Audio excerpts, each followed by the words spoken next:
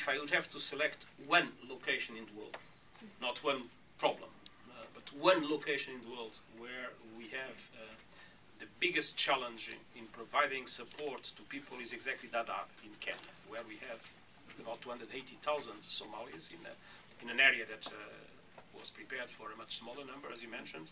And we have been negotiating with the government of Kenya the expansion, but until now unsuccessfully. We hope that to have a breakthrough in the next few weeks, but until now we have not yet had the permission to expand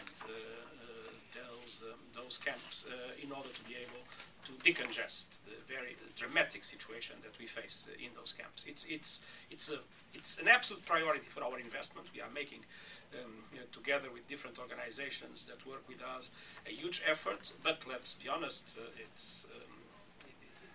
to run a city of 280,000 people in the middle of nowhere, you can imagine how difficult it is, where everything needs to get there.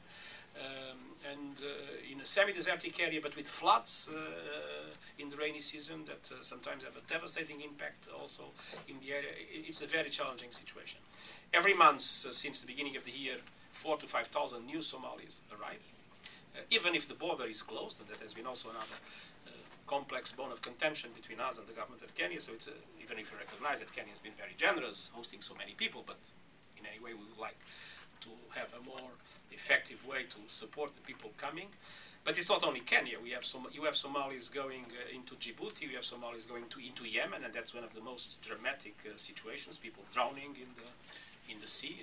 There is a lot of attention to the situation of the pirates in the Somalia coast, but let's not forget that much more dramatic from the humanitarian point of view is the number of people dying, drowning in that area.